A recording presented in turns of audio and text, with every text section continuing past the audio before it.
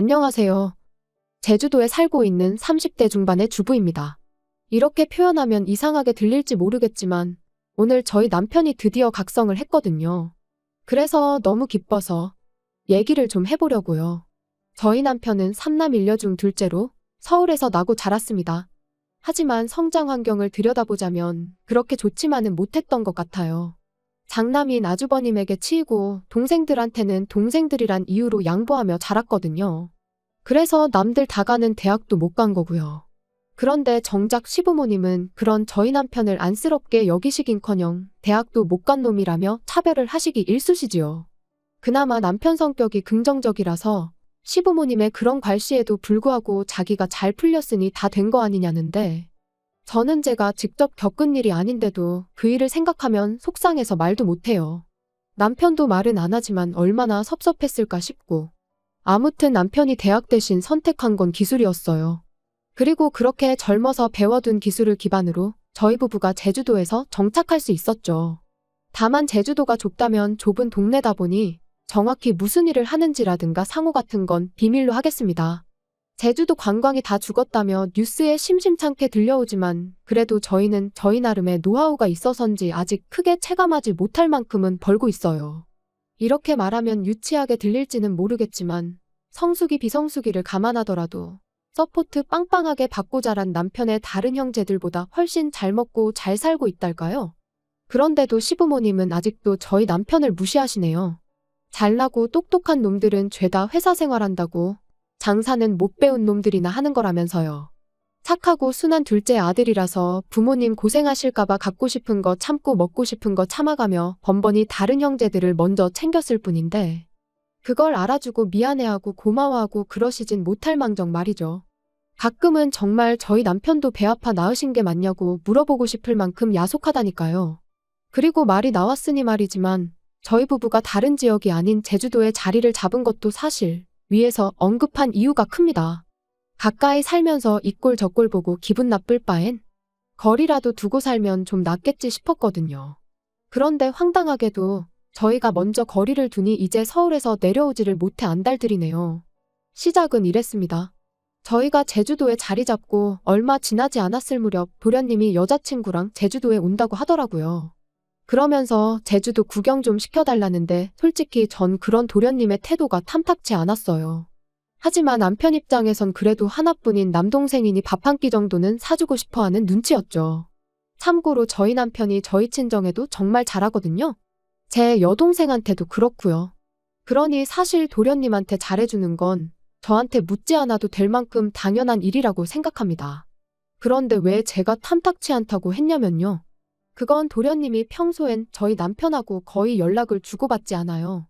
그저 자기가 뭔가 필요하거나 아쉬울 때만 저희 남편을 찾는 식이었지요. 아무튼 그래서 결국 도련님하고 도련님 여자친구하고 제주도에서 유명하단 식당에 데려가 거하게 밥도 사주고 했습니다. 그런데 이걸 신우도 알게 되면서 또 놀러오고 또 뒤이어 질세라 아주버님하고 형님도 애들까지 데리고 내려오고, 아, 그러니 돈도 시간도 속된 말로 얼마나 까먹었는지 몰라요. 게다가 솔직히 신우랑 형님은 평소엔 자기들끼리 딱 붙어서는 얼마나 뒤에서 제 욕을 하고 다녔는지 다 아는데 제주도 내려와서는 어찌나 친한 척을 해대던지 기가 막혔죠. 게다가 처음 내려왔을 때 한번 잘해줬더니 그게 응당 당연한 거라고 생각한 건지 이후로 툭하면 무슨 통보하듯 제주도 간다 누구랑 간다 해가며 연락을 해오는 거예요. 그리고 그럴 때마다 스트레스가 이만저만이 아니었어요. 물론 누군가는 그럼 그럴 겁니다. 그런 연락 그냥 무시하면 그만이지 않냐고요. 하지만 그때만 하더라도 아예 시댁하고 연을 끊고 산다거나 그런 건 생각해 본 적도 없었으니 무시하는 건 어려운 일이었어요. 무시했다간 또 저나 저희 남편에 관해서 어떤 험담을 하고 다닐지 가늠도 안 됐고요. 여담이지만 저희 남편이 바보도 아니고 솔직히 시부모님이나 형제들이 자기를 얼마나 무시하고 깔보는지는 잘 알고 있었어요. 하지만 그렇다고 자식이 부모를 모른 채 할 수 있냐, 형제를 버릴 수가 있냐 하는 사람이었습니다. 그리고 뭐 그래 다 좋다 치자고요. 같이 육지에 살았어도 한 달에 한 번은 만나서 밥 먹을 수도 있고 그럼 저희가 살 수도 있는 거니까 그렇게 생각하면 제주도에 왔다는데 밥 한 끼 사주는 거 어려운 일이 아닐 수도 있죠. 하지만 일단 신우부터 얘기하자면 누가 좋아한다고 그렇게 툭하면 형님을 헐뜯으며 제 환심을 사려고 했어요. 그리고 돈이 어디서 나는지 허구한 날 자기 친구들이라며 같이 내려와서는 재워달라는데 그럴 때마다 시부모님은 그럼 여자애를 밖으로 돌릴 거냐 하시며 재워주라 하셨죠. 그리고 형님이라고 별반 다르지 않았어요. 저는 애가 없어서 그런지는 모르겠지만 툭하면 유치원 인맥이라면서 그렇게 애엄마들하고 내려왔거든요. 그리고는 누가 묻지도 않았는데 한다는 소리가 저 언니는 남편이 무슨 사업을 한다, 저 언니는 남편이 어디 회사를 다닌다. 마치 저한테 자기가 그런 여자들과 어울리는 게 대단한 일인 것 마냥 의시되면서요. 게다가 제가 보기엔 솔직히 어떻게든 그 여자들한테 잘 보이고 싶어 혈안이 된 것 같았는데 막말로 기고 싶으면 자기나 기면 되지. 저랑 저희 남편까지 무슨 그 사람들 시중이라도 들어줘야 하는 것 마냥 이것저것 요구를 해대더라니까요. 그래서 결국 그 말도 안 되는 뒤치다꺼리를 1년 정도 하다가 남편한테 더는 못 해먹겠다고 했습니다. 이러려고 제주도 내려온 거 아니라고? 이럴 것 같으면 다 정리하고 다시 서울 가자고요. 그랬더니 남편이 미안하다면서 자기가 이제 못 오게 하겠다는 거예요. 하지만 남편 성격에 딱 부러지게 말을 못할 것 같고 또 남편이 욕먹는 것보단 차라리 제가 먹는 게 낫겠다 싶었죠. 하다못해 누구든 싫은 소리라도 하면 이참에 에라 모르겠다는 심정으로 확 들이받겠다는 생각도 들었고요. 그래서 남편더러 가만히 있으라 하고 신우와 형님한테 연락해 당분간 장사도 바쁘고 해서 와도 뭐 해줄 수 있는 게 없다고 얘기했습니다. 그러니까 따로 연락 안 줘도 된다면서요. 그랬더니 이건 뭐 알겠다는 말 한마디 없이 두 사람 다 더는 연락이 없더라고요. 보나마나 둘이서 또 편먹고 짝짝꿍이 되어 얼마나 저를 씹어대고 있을지 안 봐도 비디오였죠. 그러다 얼마 전이었어요. 저희 어머니 생신이기도 해서 서울에 올라갔다가 시댁에 들렸는데 어째서인지 아주버님이 와 계시더라고요. 그리고는 저희를 보더니 말도 안 되는 하소연을 늘어놓기 시작했습니다. 며칠 전 형님하고 싸웠는데 일이 커져서 별것까지 하게 됐다는 거예요. 부부싸움을 얼마나 크게 했길래 별것이기나 하냐 물었습니다. 그랬더니 따지고 보면 다 저희 때문이라면서 이야기를 하는데 듣자 하니 형님이 얼마 전부터 그렇게 제주도에 내려가서 살자고 조르더랍니다. 서울살이가 갑갑하다면서요. 그리고 저는 그 이유를 좀 알 것 같았어요. 아주버님이 재택근무를 시작했거든요. 사실 저랑 남편은 아주버님과 형님에 비하면 정말 사이좋은 부부예요. 하지만 그런 저희도 매일같이 붙어 지내다 보면 별거 아닌 일로 서로 감정이 상하기도 하고 다투기도 하지요. 그런데 아주버님네랑 형님은 성향이 정말 달라요. 예민한 아주버님에 비해 형님은 만사가 느리고 게으르고 게다가 아주버님은 남자치곤 잔소리도 많고 앓는 소리 죽는 소리도 입에 달고 사는 사람이다 보니 형님의 그런 꼴을 그냥 보고만 있었을 것 같지 않거든요. 참고로 물론 아주버님은 이런 이야기는 쏙 빼놓고 했지만요. 아무튼 아주버님은 뜬금없이 무슨 제주도냐고 안 된다고 했답니다. 회사는 어떡하냐면서요. 그랬더니 형님이 그럼 애하고 자기만 보내달라고 하더래요. 제주도 한 달 살기를 하고 오겠다면서요. 그러니까 이제 아주버님도 그때부턴 진짜 왜 이러나 싶어서 짜증이 나더랍니다. 그래서 제주도 한 달 살기를 하는 게 무슨 의미가 있냐고 그랬더니 요즘 애엄마들 다 외국 가서 한 달씩 살고 오고 그러는 거 모르냐면서 우리 애가 불쌍하지도 않냐 뭐 그러더라나요. 그리고 급기야는 나는 제주도 한 달 살기도 못하냐며 내가 이렇게 살려고 당신하고 결혼한 줄 아냐? 쪽팔린 줄 알아라. 지 동생 그러니까 저희 남편 말이에요. 저희 남편이랑 비교를 하면서 지 동생만도 못하다고. 그까짓 대학 좋은데 나온 게 다 무슨 소용이냐. 돈도 쥐똥만큼 벌어오면서. 그리고는 가서 막노동을 하든 대리를 하든 돈 더 벌어오라고. 그래서 나랑 애도 제주도 한 달 살기라도 좀 해보게 돈 좀 벌어오라고 보채더라는데. 듣는 내내 황당했죠. 그리곤 짐작이지만 맨날 유치원 인맥이니 어쩌니 해가며 돈 많은 언니들 시녀짓을 자진해서 하고 다니더니 허파에 바람이 들어도 단단히 들었구나 싶었고요. 그런데 이후로 이야기가 이상한 방향으로 흘러갔습니다. 아주버님은 계속해서 한참 동안 하소연을 이어가더니 따지고 보면 저희도 잘못이 있대요. 저희가 처음부터 서울에 살았으면 되는데 유난스럽게 제주도에 내려가서 이런 일이 생긴 거라며 막말로 비빌 언덕이 있으니까 형님이 그런 생각을 하는 거 아니겠냐입니다.